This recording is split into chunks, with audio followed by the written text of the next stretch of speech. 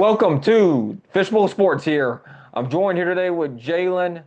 Um, Jalen, I'm sorry about your fantasy football team losing Malik Neighbors. It's always a very rough time, I'm sure, Malik Neighbors was your rock, and I'm heartily sorry for that. But how you feeling otherwise? Yeah, I feel good. It's not great losing one of your best players, but you know what? It's fantasy. You got to shake back and just try to do what you can, Chief. It's heartbreaking. I also lost Tyreek Hill in other leagues, so overall, Oh, it hasn't been a great fantasy football week, I should say. But hey, these Cajuns though, they put me in the spirit. yeah, they really are. Looks like they found their waiver wire pickup, basically. Hot streak. Dwayne Lunch Winfield lit up the scoreboard for the Cajuns this past Saturday night comeback from behind victory over the Marshall Thundering Herd. But I know how you feel about fantasy. I'm in three leagues this year. I don't really play that many like leagues technically. I like keeping mine are like three is the most I'll play usually. I played four one year. I didn't like it too much. Just too much going on. Three, uh, I lost James Conner in in one of my leagues. So I'm kind of feeling every single way because I have one league that I haven't won a game yet in. One league I'm undefeated, and I'm 500 in. So it's like, what's going on? I think you're in actually, Jalen, I think you're in every single one of my leagues, actually. I think you are. We'll talk about that later. But anyway, uh, Winfield, man, he's definitely earned QB1. I said that on X. I said that on Facebook when I was live. I guess posting the game from the confines of Our Lady of Lord Stadium because we were there. We stayed there until the end of the game, and it was a great comeback for the Cajuns here. He definitely adds a different element to that offense. If you look at Winfield, the dual threat ability, like, guess what? I hate to tell y'all this. Last week, Jalen, I was talking hmm about what? Let's see how if you were paying attention. All right, let me see if you talking about the run game. I was talking about the run game. Yes, I brought up several quarterbacks from the past. Oh yeah, with Blank Levi O'Shea, Lewis. Yep. Terrence Broadway, Levi Lewis. Yeah, what do they What all have in common? and what do they all have in common? That dual threat ability. That dual threat ability. I hate to say it. I told y'all so. Yeah, this offense looks a lot better with Winfield in the game. Now, take this game for a grain of salt. This might be Lunch's ceiling. We don't know yet, okay? I will say that. I'm not taking back what I said. I do think a dual threat quarterback's the way to go here because Marshall's defense is terrible. Okay, they're absolutely bad. They gave up a lot of points here, and they've been bad going into the game. Marshall had a good offense here. Our defense on the field most of the game, if you look at it that way, when Beal threw them two interceptions, Daniel Beal, he just wasn't ready to be that QB1 guy. He just ain't ready. He needs to sit the bench maybe a couple of years, and then we maybe retry it in 3 or 4 years. But if he just needs to like learn. He needs to learn how to be a quarterback. I think that's part of it there. And I do think that is, he just needs to learn mechanics and, because Lunch was throwing dimes out there that day. He was hitting guys in stride and he looked very well. And that was with the top two receivers are out. 4 out of 5 offensive linemen that were starting the year, they're out as well. So you might get two of those guys, offensive linemen, might be out for the even season. That's what the reports were saying. Then you got two that might come back. So the Cajuns here are pretty depleted on the offensive side of the ball here. A lot of injuries just across the board. Um, they got a bye this week coming up, but they got JMU coming up the next week after that. So in regards to this game here, I know everybody's like trying to say like, oh, we got a chance to be a really good football team. There's still weaknesses and there's still problems there, but I do think there was one problem that we need to address straight up from the last couple of years, and no one has brought this up at all. Me and I stay in touch with Mike Honcho. Mike Honcho and I were talking at the game, and we came to the same conclusion at the end of the game. And it was the fact that Dez, Coach Dez, um, I don't believe it's not necessarily maybe him, it's somebody on the staff though.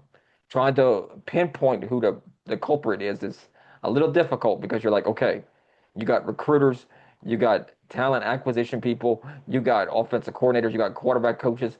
All these people do evaluations, right? And they all do them differently because we're all human and we all do different perspectives and thoughts and stuff. And Dez has his own perspective of things. Why is our QB3 that outperformed Walker Howard and outperformed Daniel Beal? Okay. Now, why did that happen? Okay. Like, how does that happen? But if you take for a couple of years ago, let's go back to 22 when Des took over. 22 and 23. We had Chandler Fields, Ben Wooldridge, and Zion Chris. Zion Chris was the best one out there, during those years until he transferred to Houston. And then that led the way to Ben Wooldridge. I'm gonna ask you this, Jalen. If Zion Chris would have stayed, would the Cajuns have had even a better record in 2024? Let's say if he stays the entire time. This is something to kind of Personally, I think they would have. you see. This is kind of the thing here. Like, would you say Zion Chris was a better quarterback than Ben Wooldridge for the Cajuns' system? Yes, absolutely. I'm not talking bad about Ben. Ben did a great job out there. He was very confident in the pocket and being a pocket passer, but he couldn't move like Zion did. Zion brought a different Isn't element that you seen yeah. that you mentioned earlier. Yeah, he brought a different element. So this evaluation, so Chris was number 3 on the depth chart. Once again, we're getting back. Why are these quarterbacks coming in and our best quarterbacks so far, like if Winfield plays like Zion Chris does, and he gets to like he's like obviously the best quarterback on the roster. I think everybody back then would actually agree with me that Zion Chris is probably the best quarterback on that Cajuns roster for those years that he was there. I don't think there's any debate. Because he gives like that running ability and he gave that passing ability.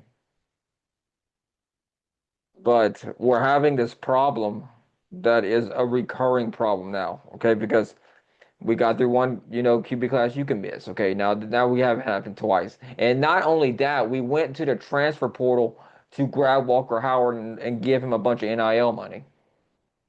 Not us giving him like the Cajun NIL money, but like a business and stuff. He's a hometown grown son, but I'm not talking bad about any of these quarterbacks. But when the results on the field and what you see on the field are what, pay the bills at the end of the day, right? Um, but now we're getting into this reoccurring thing going on where we have lackluster evaluation of talent. And, like I've said before many times, you can have a great practice. They could be a great practice player. Is it going to transfer over to practice to in the game? And we hadn't seen that until Saturday night. You know, that is one thing that I think we needed to address here, and I think that's something that needs to be brought out to the light here. This is back-to-back quarterback classes that we've seen this happen. The Chandler's gone, and you appreciate them for devoting their time to the program and staying. But, and I say this, but we have evaluation problem. And is it just quarterback, or is it not other positions either? I don't know. I don't know. I haven't really seen these wide receivers look like they caught the ball a lot better on Saturday. Maybe we missed the boat on our 1 and 2 wide receivers. Maybe we did, miss it. Maybe the 3 and 4 guys should be our 1 and 2. Maybe the backup linemen are better than our starting linemen. This is what I'm trying to bring up. Is our evaluation of players up to snuff to compete for championships in the Sun Belt Conference? That's all I want to know. I mean, it's clear as day. I mean, the evidence is right there pointing you in the face. It's whether if people want to accept it or not. It's looking right at it. Granted, it's tough. I know you got to deal with the transfer portal and stuff and keep these guys around, but we're in a day and age of college football where you have to win constantly. It's always a win now mode because there's no excuse that you can like look at, for example, Ole Miss is starting quarterback now. The backup came from Division II national championship. Right now he's quarterback. He's a starting quarterback for Ole Miss now because their starter's hurt. There's no excuse for it anymore. And usually, like you would think the power forward would just go rate G5 programs and do that, which they do. They do that. But we could have had a Division II national championship quarterback on under our system that is a proven winner. They do it for depth, obviously, but that's all my thing. What you think, Jalen? No, absolutely. I agree with that. And the fact that Division II, I mean, that speaks a lot. And I hate to see you saw what Ole Miss did on Saturday. So, I mean, but to go back to what you were saying, Chip, I think the talent is there for the Cajuns. They just need to put it all together, and Dez just has to put them in the positions to win each and every week. But do you think we have a talent evaluation problem at UL? I wouldn't say it's a problem because I think every year the Cajuns are able to bring in talented players.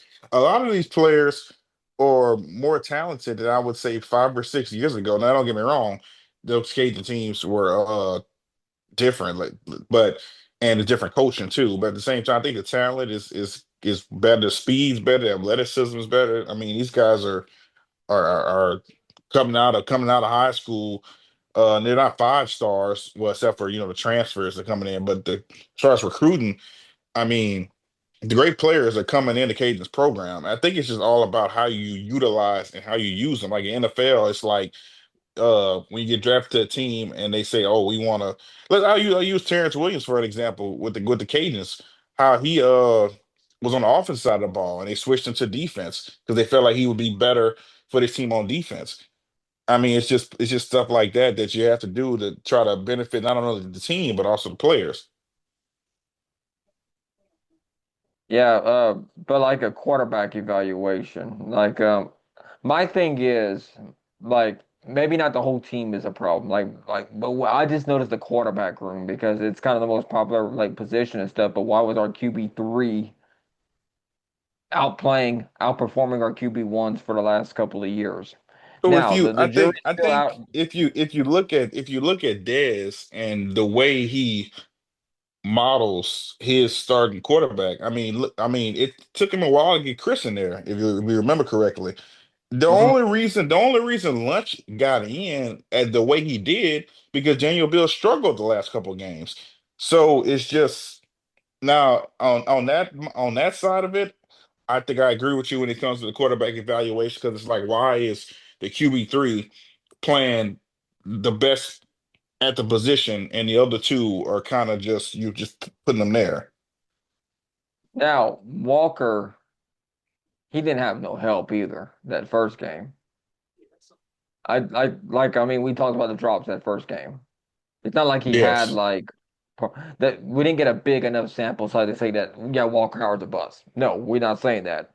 He didn't have a big enough sample size as a Cajun starting quarterback and being his team to even do anything there. He got hurt, which that could be another whole nother topic. Like, is our strength and conditioning just as good as it was several years ago? I know injuries happen, but man, like Dez has been dealing with injuries on these football teams for the last couple of years. So it's kind of you're kind of wondering what's actually going on with that there because like I'll tell you right now, like I think there might be something going on with the strength and conditioning.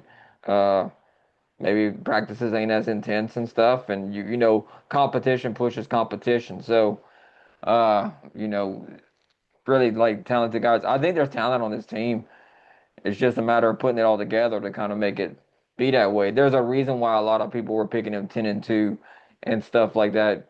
I picked him 8-4 because I wasn't quite sure about it. Um, yeah, I'm kind of owning up to it right now. I've had people that commenting on my videos saying 11 we're gonna go 11-1 and now you're looking at it right now you're like well that didn't age that good right but Yeah. I know that but look, like predicting the future is really hard. I understand that, but whenever you're around people for months at a time, you kind of pick up on some things in there. You really don't know what you got until you really hit the field, is what a lot of people say. But I think over the months, like you kind of know, and you got to kind of figure it out how the way it is here.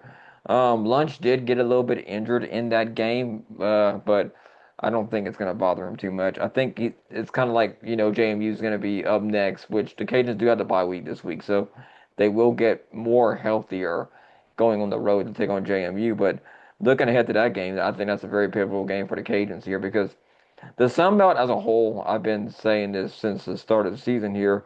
Well, not really start, like week two, week three.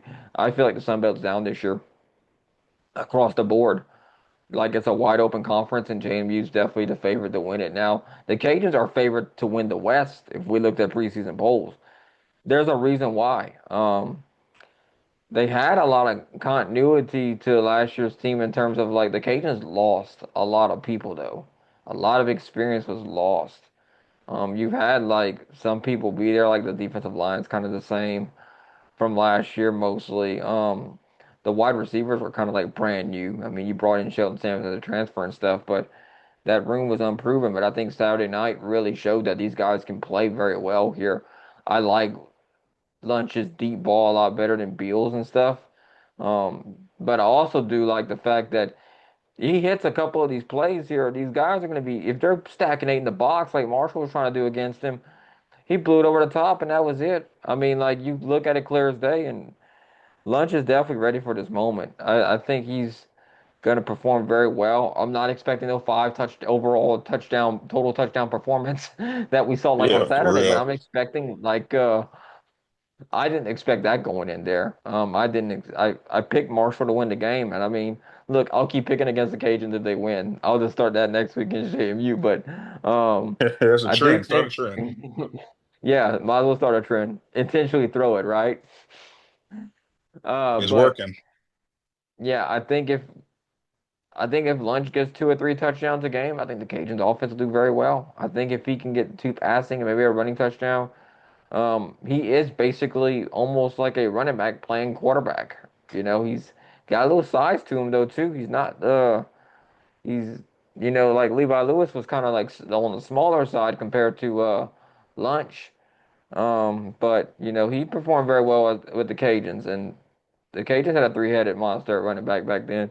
I do want the Cajuns to give Blanco the ball a little bit more. That way you can add another element to an offense that's already stacked. You can have four players that can run the football very well, and I think that would be a really big thing to see happen in the next couple of like weeks coming ahead here and see how the Cajun season plays out here. So looking at that there here, it's going to be interesting to see what's going to happen here. So what you think about that, Jalen? Yeah, it definitely is. It's going to be interesting, and obviously, lunch is definitely got to be QB1 going forward. I know they have a bye. Everybody's going to rest up, but the Cajuns, like you said, Cajuns are going to get healthier. And like I said, this might be this could be the Cajun season on the line right here in this game. I mean, you beat JMU at JMU, you have all the momentum. Lunch is your quarterback. He plays well. I mean, who knows what the rest of the season could look like? Yeah, I mean you dropped 54 points against Marshall. That's a very good sign to see here. We'll see what happens there. Like I'm gonna go look at this predictor here and just kind of see where this thing has the Cajuns lining up as. Okay, this thing has the Cajuns going 500 in the conference here. So it's got, this is an interesting prediction here. I disagree with it a little bit because of one game, but so it's got the Cajuns losing to James Madison 34 to 19. It's got a win at home against Southern Miss 30 to 26. Now the predictor is going to change over time. It's not going to be perfect every single time. At Troy, 23 to 28, Cajuns lose. South Alabama, they're going to go on the road again and lose 27 to 28, according to the predictor. It's got Texas State beating the Cajuns at home. Yes, you heard that right. 27 to 32, Cajuns lose to Texas State. At Arkansas State and ULM, it's got the Cajuns winning on the road at Arkansas 28-26, 28-24. Cajuns will miss the bowl game. They will not make a bowl game. They'll be 5-7 and finish 4-4 in conference play. So what you think about that, Jalen? What you think about the predictor? I don't think I agree with that. I think that they're not going to lose that many games if Lunch is playing like this going forward the rest of the season. I think the Cajuns to get a bowl game, a good bowl game, and that's what I think is going to happen. I don't think they're going to lose that many games. I think the predictor is just off. Now if Bill was still in there struggling the way he has been, like the last game and the game, I mean, then I'll be like, okay, I'll be worried. But Lunch played great. Is it a one-time thing? We don't know. I don't think he's going to score 5 touchdowns in the game again. But who knows? He could defeat the odds because I didn't know he was going to do that on Saturday. So I think the predictor is really wrong. I do think that we need to take into effect with the 5 touchdowns. Great performance, by the way, by Lunch. But um, they were Marshall was schemed to play against Beal. They wasn't expecting Lunch to get in that game. Now, James Madison, they're going to be scheming for Lunch, and they got 2 weeks to prepare for him. So they're gonna have a spy on him. They're probably gonna do that, and they're probably gonna move guys around just to make sure he don't, escape the pocket. And they're gonna keep one back there on him. So that's they're gonna have to beat him through the air. I think the Cajuns. I think the Cajuns will have to beat James Madison through the air to win that game against them. Whenever we're not gonna do no preview of matchup here, how we think the receiver is gonna go against James Madison's defense or defensive ranks because it's not the week for that. We'll bring that up to y'all next week here, but we're just talking about like how these teams are going to go forward here. They caught Marshall flat-footed when they brought Winfield in there. They were not ready for that at all, and it proved on the scoreboard, and it proved with 5 touchdowns there. It definitely shocked them. Should you do a two quarterback system? I'm not too big of a fan of two quarterback system because I think it affects flow of your offense and momentum. Um, we already kind of seen a two quarterback system under Dez with Fields and Woodridge a couple of years ago. But look, they got a tough road for sure. The next three teams here, James Madison, Southern Miss, and Troy, are the next three games on the Cajun schedule here. Two of them on the road, one at home. There's only three home games left here. I'm hoping that the Cajuns can pull this off here. So we will see how it goes here. The Cajuns have Rice is 3-2. So I mean that was a better if you want a good loss, I guess you're gonna put that one as a good loss because they did win at least win 3 games. McNeese hasn't won a game yet, except if you want to count Louisiana College. Missouri, they're 5-0. That's a good loss. Eastern Michigan, they're 1-4, and you're that's the one I think the Cajuns they let go away. They should have won that game. No excuse there for Dez. Um, this team, they definitely played very defensively. They stayed on the field a good bit for the Marshall game. And that is something that we're going to kind of like look at here going forward here. If Lunch can sustain drives and keep, that's going to help their defense out a lot more. Uh, the defense Absolutely. they got key stops in that game against Marshall. You can't argue against that. Um, Marshall had a pretty good offense, so we'll see what happens whenever it gets down to that there. So I do think that is something that the Cajuns are going to look at here going forward here.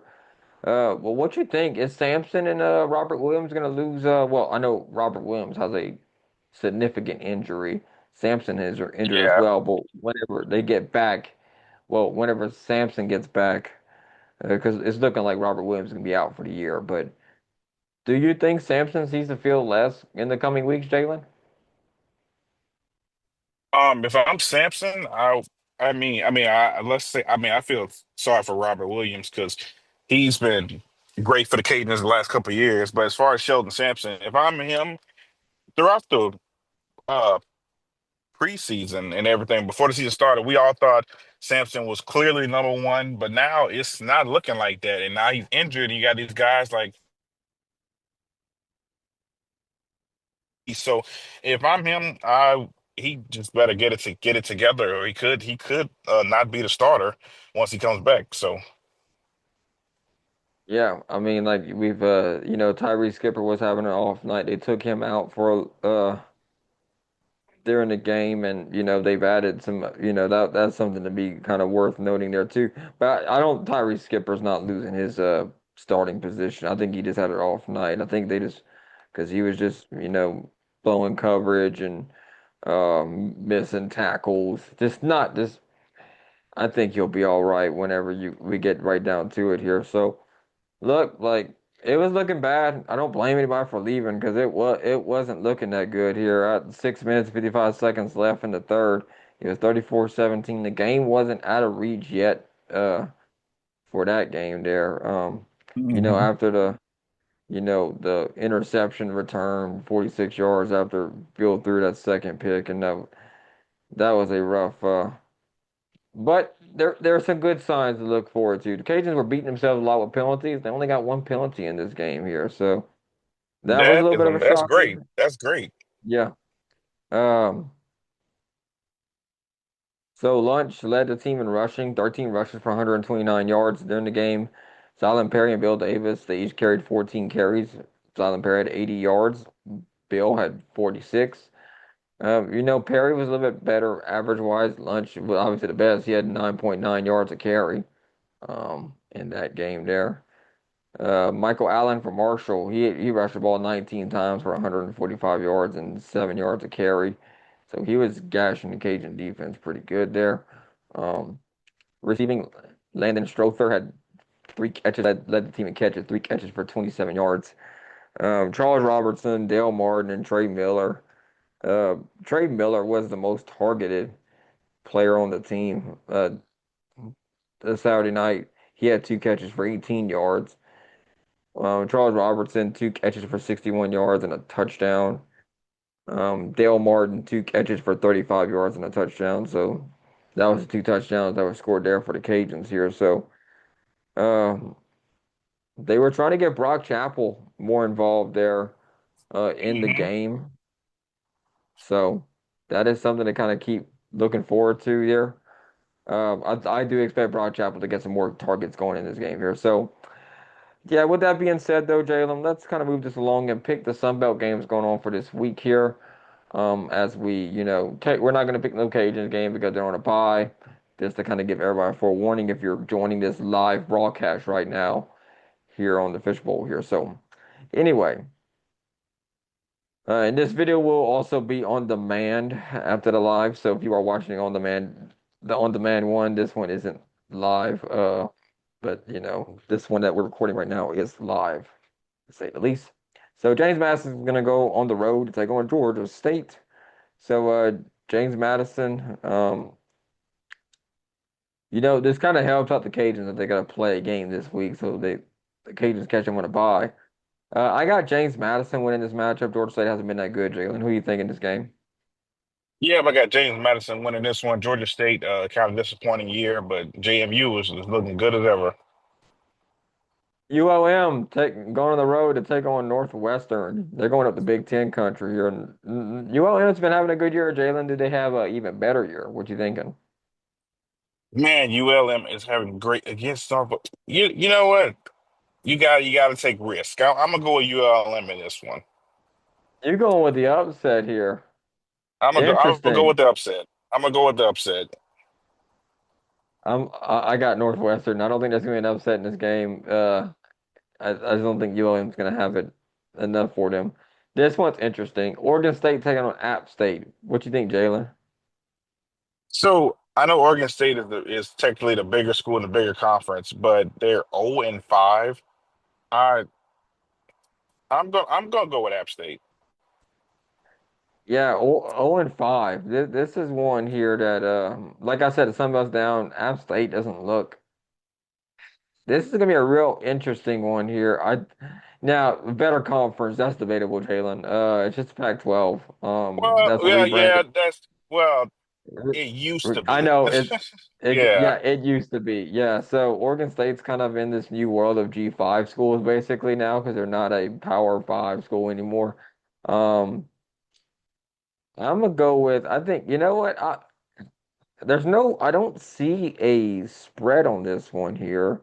I'll have to go look back. There's not that many games to pick this week. There's only, let's see, five, no, six games. But if I'm picking an upset anywhere in the Sun Belt, I'm kind of keeping an eye on this Oregon State App State game. I think App State getting them at home, which would be a really good thing for the Cajuns to do to get Oregon State for a home game, a home and home. With them would be kind of a cool thing because it'd be cool, like kind of get like a bigger like program to come to Cajun Field or excuse me, Our Lady of Lourdes Stadium. Um, but I got App State beating Oregon State. I think they're gonna keep them winless because like seeing Oregon State, they're not playing good football right now. So Texas State taking on Arkansas State. I got Texas State winning this one, Jalen. What you thinking? So Arkansas State is 1-4. I think Texas State is going to take this one. Arkansas State is really struggling. Coastal Carolina taking on Old Dominion. Old Dominion's kind of a surprise this year a little bit. People kind of thought they would not They be as definitely good are. this year. They're They they're de- definitely a shocker for me. I got Old Dominion winning this one, Jalen. What you thinking in this game? Yep, I got Old Dominion winning this one too.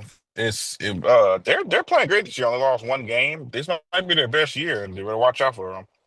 Yeah, they were kind of a sleeper team. A lot of teams didn't really pay attention too much. I mean, a lot of like preseason really slept on Old Dominion so far. We'll see. It's a long season though. We're just through the first month of it. We got a whole nother 2 months to go. October, November. I'm sure what we're saying right now is not even matter in November. Um, South Alabama taking on Troy here. Jalen, who you taking in this game? I'm gonna go with Troy in this one. I think the Trojans are going to take the win. Yeah, Troy. They've been having a pretty good year. They're kind of like 500 right now. It's gonna be interesting to see how it all goes for them in this game here. I'm excited. About this game here. I do think Troy does win this one though over South Isle. And Jalen, that's all the picks we got. We're done. We're done with all the picks. So yeah, like one of the quickest weeks here. I want to see if next week's gonna be any more. I know the Cajuns play next week against JMU, so let's just kind of see. I'm a peek ahead to next week, y'all. If y'all don't mind too much here, looking at this schedule here. So that's week 6. Let's see, week 7. Let me see.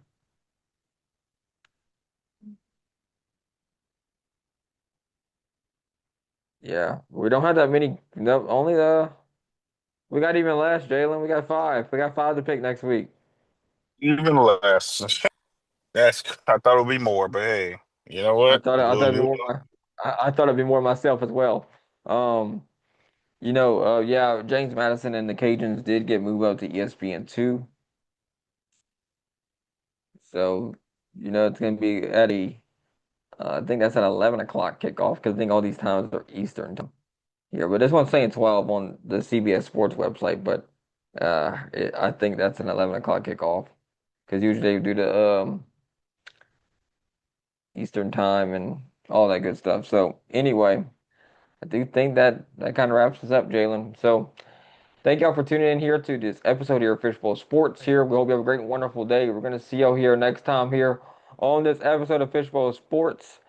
Watch all of our episodes on YouTube as well. Also here on Facebook, um, Instagram. We do our 3 little live streams there. You follow us on all our socials: Facebook, X, YouTube, TikTok, Threads. Am I missing any of them, Jalen? I think that's all of them. Facebook, X, You got them YouTube, all covered. Threads. Yep, I got them all covered. And we're gonna see you next time here on Fishbowl Sports. Have a good night, Fishbowl Nation.